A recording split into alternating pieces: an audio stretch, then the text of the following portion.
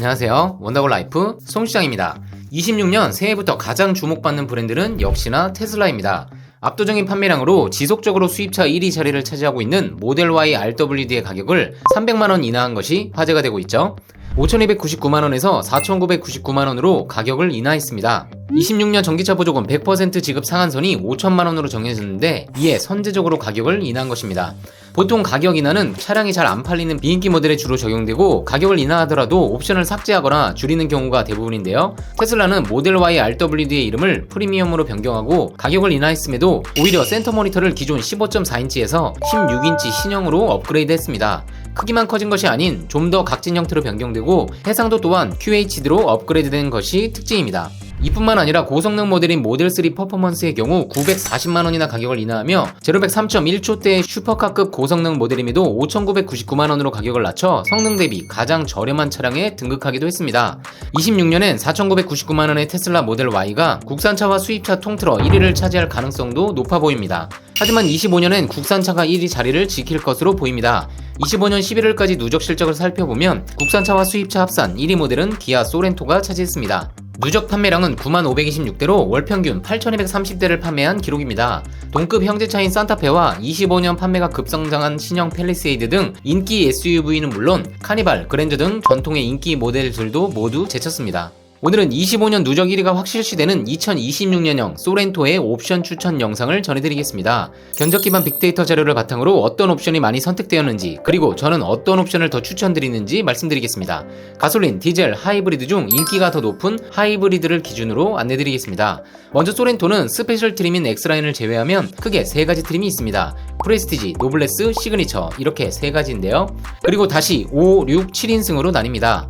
표를 보시면 6인승 캘리그래피의 인기가 가장 높았던 산타페와 달리 소렌토는 중간급인 노블레스 5인승의 인기가 가장 높은 걸로 나타났습니다. 그 다음이 시그니처 5인승이고 깡통이라고 부르는 소렌토 프레스티지 트림은 가격 대비 옵션 구성이 가장 아쉬움을 주는 만큼 많이 선택되지 않았습니다. 소렌토 하이브리드 모델은 2륜과 4륜 구동 2가지 방식이 판매되고 있습니다. 4륜 구동 하이브리드는 세제 혜택을 받지 못하죠. 24년형 대비 26년형은 하이브리드 2륜 선택 비율이 더 높게 나왔습니다. 88.04%로 대부분은 2륜을 선택한 것을 알 수 있습니다. 전반적으로 6인승 선택 비율이 높았던 산타페와 달리 소렌토는 5인승 선택 비율이 가장 높고 그 다음 6인승이 많이 선택되었고 7인승의 인기는 상대적으로 낮은 점도 특징입니다.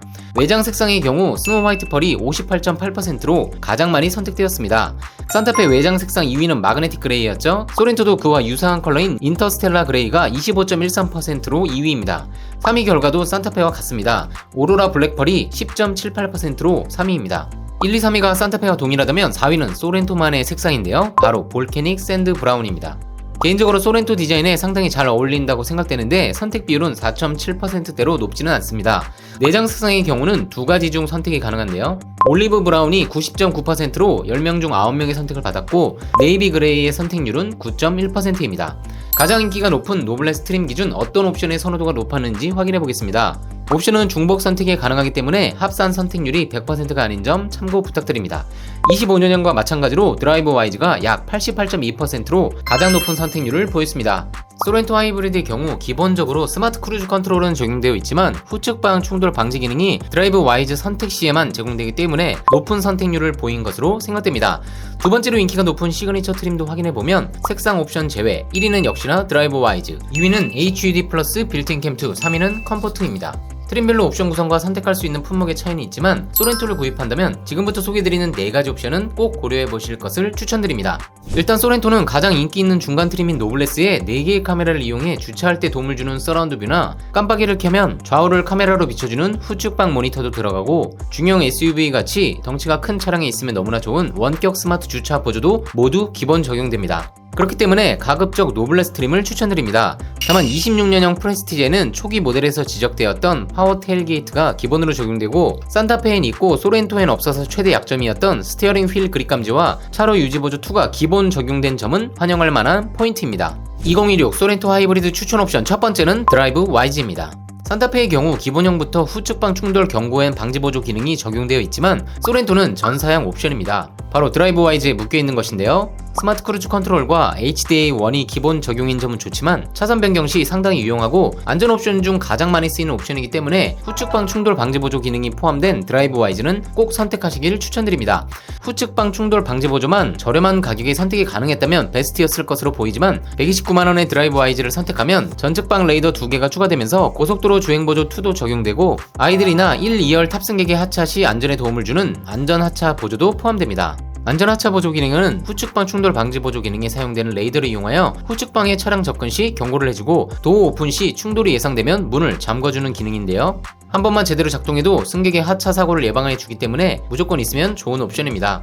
거기에 기계식 차일드락이 아닌 전자식 차일드락 기능도 포함되어 편리하게 버튼 하나로 2열 도어 제어가 가능합니다. 이뿐만이 아니죠. 드라이브와이즈 옵션 미선택 시 차량, 보행자, 자전거 탑승자, 교차로 대항차를 인식해 전방 충돌 방지 보조가 작동했다면 2개의 전측방 레이더가 추가되면서 교차 차량, 정면 대항차, 추월시 대항차, 측방 접근차까지 인식하고 차선을 물고 가거나 침범한 차량을 피하는 회피 조향 보조 기능까지 포함됩니다.